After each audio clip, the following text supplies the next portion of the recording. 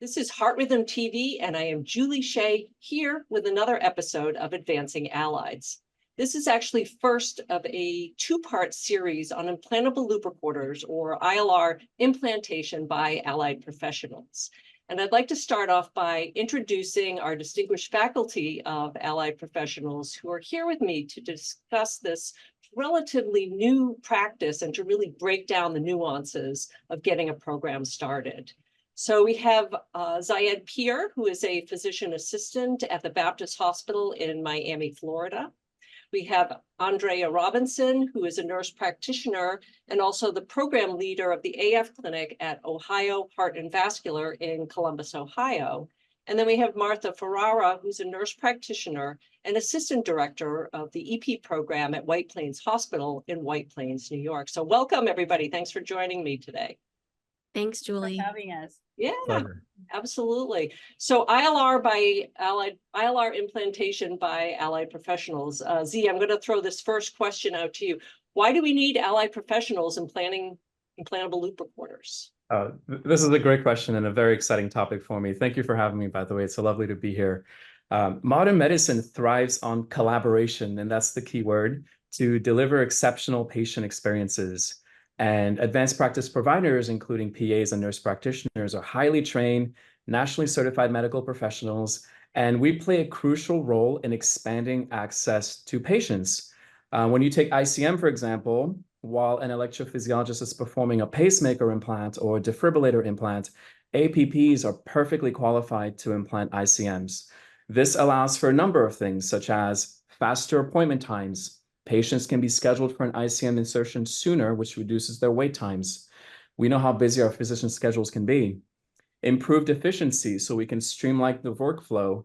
This frees up the electrophysiologist for more complex procedures, and also shorter hospital stays. We can do these procedures in a more timely fashion, which leads to earlier discharge, and this benefits both the patients and the healthcare system. This approach extends to the outpatient settings as well. APPs can effectively manage these patients in consultations and procedures, which allows our physician schedule to focus on more intricate cases that we cannot do for them. And additionally, APPs have the time to educate patients and their family members about ICM technology, which can be overwhelming sometimes. And this reduces the anxiety and promotes more informed decisions. And this impact is significant. With over 500 ICM insertions under my belt, the combined efforts of APPs across the board has saved countless hours and contributes to shorter hospital stays. Medtronic specifically further enhances this model by providing education and resources such as Medtronic Academy for APPs to become ICM implanters. And this collaborative approach really ensures cost-effective, high-quality care that our patients deserve. Yeah, Z, that's a great overview of this. One of the important things that you brought up was about, freeing up physician time to be able to do the more complex cases that need to be done. We're all kind of stretched very thin right now. Lab time is very tight. So, it's kind of a natural fit for allied professionals to do this type of procedure. So, Martha, I want to throw this over to you. Why are physician champions so important? That's a great question. And, I agree with everything that Z said. It's absolutely a crucial role that we play in the healthcare system as always, but more and more as we try to streamline the workflows. These added duties that we can perform are crucial for patient care. And that's where your physician champions come in, because historically, physicians are providers that are generating revenue for healthcare systems. Their leadership, their good work, the engagement that they have within the infrastructure of the cath lab, and to perform those safe and effective procedures, along with those efficient workflows that they put in place, are well respected. The mentorship that they provide and the sponsorship that, for me, my attending EP or any individual, is received very positively by the healthcare system. And the expectations are that if you are being mentored and sponsored to do more than your usual workflow and work duties, then that expectation is already in place. And they move the needle forward for us. If you are fighting against the tide and your physician doesn't believe that you're either able or you have not the ability to do a certain workflow because you don't have the training, or APPs are seen as just, heightened nurses, then you cannot fight that fight. You cannot go above that mountain. So that championing, it's crucial, especially I find it in electrophysiology because of what we do. It's technical, it's technological, and it's also patient care, hands-on, humanistic patient care. I think that our physicians, our EP physicians, are very adept at championing any work that we want to do, because we are just such part of the workflows that patients need for us in electrophysiology. We are like the hybrid. I like to think of ourselves as the hybrid profession, human and machine. They carry each other. So you talked a little bit about, getting a physician champion to kind of help, gain their support to kind of move this forward. But kind of who drove the initiative from there? How did you garner administrative support for this, and kind of what other stakeholders were identified? And I'll open that up to, our three panelists here today. Whoever wants to take that. So I'm just gonna give a little bit of what, how my championing doing this started. It really was a very serendipitous time when CMS changed the codes, the CPT codes, making the implant of ILRs a minor surgical procedure. Once they did that, it opened the door for MPP, or non-physician providers, to perform this procedure. When they did that, there was a lot of talk about, this can change the workflow across our profession. So I know Medtronic had a study that was done. I think one of the PIs in that study was Prash Sanders, the RIO2 study that demonstrated that ILRs could be done in an office in a safe and in an efficient manner. And so the goal was the same, I believe, is the workflow, because there's just so much data that comes at us from not only pacemakers and defibrillators, but also now from loop recorders. And so that workflow got truncated at the bedside with the hospital, in the ER, and in our cath lab, because they had to wait patients in order to have that loop recorder implanted. So I had to engage my physician, which was on board when I presented the data from this study, from the RIO2 study in 2015. It was done in 2015, but I presented it to him. It was 2021. Because of the pandemic, it kind of delayed us a little bit. But when we presented it to the leadership, to the hospital leadership, we presented the trial. I had been sponsored by Medtronic to see other APPs doing this implant of, ILRs, and also that they gave me a certificate that I had been part of. That actually goes a long way with the hospital. And I also, I supplied for them the official, it was the manual for ambulatory surgery services in New York. And I also had to provide what the level of scope for nurse practitioners in New York was. So that's very important, because unless you have the backing of those agencies, you cannot move forward, no matter what trials or what data you showed. But all of those components together, and knowing that it would help move patients forward and relieve that bottleneck, everyone started to look at this the way that Medtronic intended it to be from that trial. Is we will work at not only at the top of our license, but we can be mentor, qualified, and trained to do these minor procedures as it was deemed now by CMS. So those are steps that took, not a day or a week. It was months of work, but they're open to that idea as long as the goal for us was always patient care.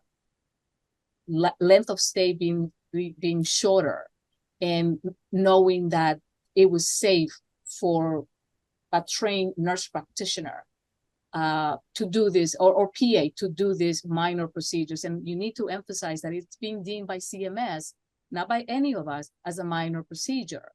So it was a win-win. Great. Andrea, Z, do you have any other things to add from your perspective and your programs that you work at?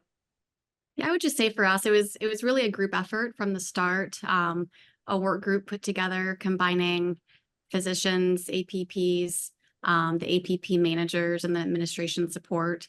I think the physicians did a great job as making sure they were able to transfer their confidence in us to, even referring, such as, neurology and other cardiology providers, to know that they were trusting us to do implants on our own EP patients, and that kind of transfers to, other services. So it really was a group effort. I appreciate what Martha's saying. It does, sometimes with the credential and license goes a little bit higher even than just within your individual hospital. Yeah, I can say better myself. Andrea and Martha were exactly on point. When the focus is on patient care and you find out ways how you can best provide that in a timely manner, sometimes the answer is for the APP to do them. And I'm very fortunate to have had a physician champion and also an APP champion like Martha, who did all of the legwork. That way, when the next generation, when I came along, it was already an expectation of me to be an inserter, an implanter. So this is something that when I started, I did not have to do anything because it was already laid out for me, and my organization had a track for me to get those credentials. So I'm really appreciative of the previous generation APPs and the physicians who are open-minded, who are really breaking the ceiling for the rest of us. Absolutely. And can you talk a little bit about, as you got to the point, you got this approved, you moved it forward, what really went well with the implementation? What can you identify as things that really went well? Throw that out to any of I'd say for us, we really took this on as thinking about like what problem were we trying to solve, and lab inefficiency was a big challenge for us. So when we started, we initially took our implants to the bedside out in the hospital for anything that was put in as an inpatient consult for an ILR. So immediately it did help with some lab throughput by, if you think about the time that it takes even in a minor procedure room, possibly, 45 minutes to 60 minutes from start to finish. The implant takes several minutes, but getting the patients in there and prepped and education afterwards. So several implants a day, being able to move that out to the bedside was really great for efficiency. Fast forward several years, we still have to be extremely flexible when there's different challenges with staffing in the lab. Sometimes it does not make sense to move a lab staff, across the hospital to the neuro wing. So, each implant today, we decide where's the most appropriate place to have it implanted based on the lab. So, we're flexible with that, but efficiency tends to be, our number one thing that we think we've been able to overcome. Yeah, absolutely. I mean, I think, a lot of times these cases are kind of like thrown in between other cases. And so it really kind of slows things down. Martha, what were you going to add? Exactly that what you just said, because loop recorders are looked upon as minor, quick procedures. When you compare to a pacemaker or a defibrillator, it was. And I will add to one of the positive outcomes to this, alongside what Andrea said, and also the fact that patient satisfaction was through the roof, because it's not that the physicians are not caring or kind, but they just don't have the time that we do. And so the dedication of time and approaching the patient from a more holistic point of view, this is who I am, and you will follow up with me after the implant. So that connection, it's absolutely unbeatable. The patient knows that I inserted that loop recorder, but also educated that patient about remote monitoring in the office when they came to see me, and follow through with the connectivity and the data that comes my way. So it's a very soup to nuts sort of patient care, and they just really imprint on you. You imprint on them that this is the person that cares for me, and this is the person I'm going to reach out to. So as a nurse, that is a very satisfying feeling for me.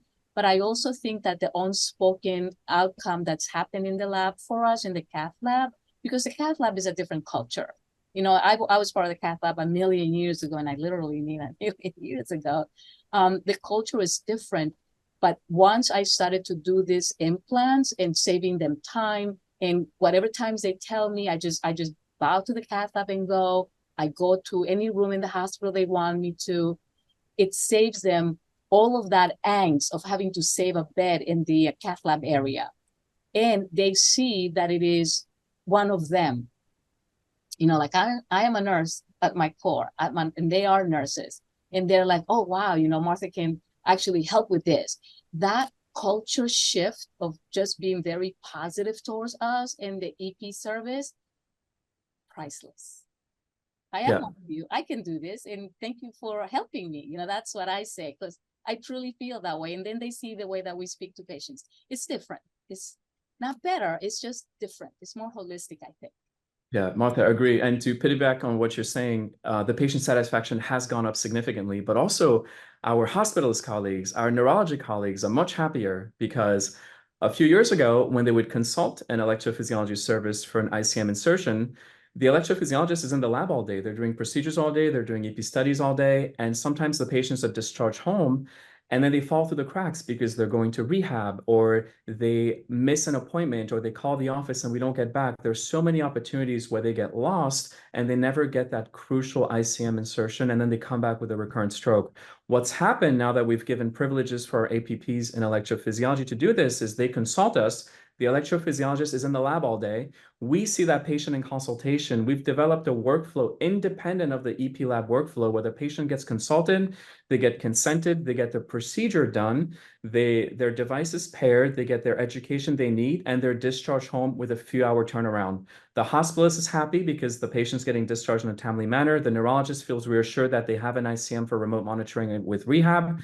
And like you said, we're able to follow the patient remotely and already establish that connection, that relationship, so they know and they're assured that they have some peace of mind. They're leaving the hospital with continued monitoring. It's been a game changer for us across the board, not just with patient satisfaction, but we're noticing that our other services are more encouraged to consult us more, and we're getting more patients this technology that they deserve because we can provide that service in a timely manner. And it all comes down to having an APP being able to do this.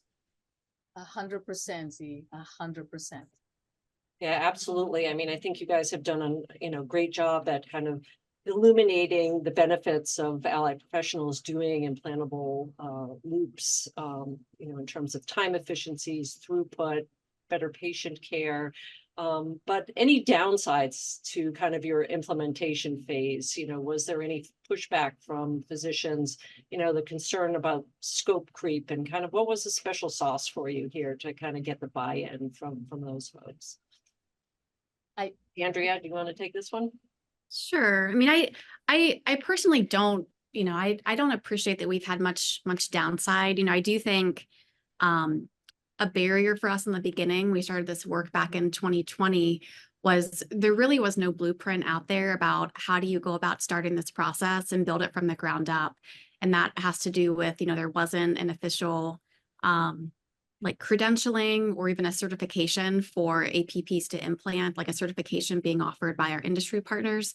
So we really were kind of scratching our heads and build it from the ground up, and which was fine. It was a workflow that, we took a step back and really developed it. I do think now, what's nice is that there's been so many programs, like Martha's and Z's and my own, that we can offer our experience to other folks coming in and starting and having interest in APP implant programs. We've had tremendous support from all of our industry partners, particularly with Medtronic. We now have been able to partner with them to create an APP implant conference that can be attended by people across the country who are thinking about starting this program at their own institution, where they can come in, see some live cases. It's APPs teaching APPs. And so hopefully we'll reduce those barriers for new institutions wanting to start this program in the future. It's phenomenal. That is phenomenal. I want to go to your program. Can I come just to observe? I would love to. We'd love to have you. Your wealth of knowledge, we need you on stage out there. Absolutely. Well, you're all a great wealth of knowledge, and I appreciate your taking the time to, share your expertise. You all have great programs at your respective institutions and are all obviously quite knowledgeable in ILR implantation. So we thank you for sharing that information with us today to our listeners.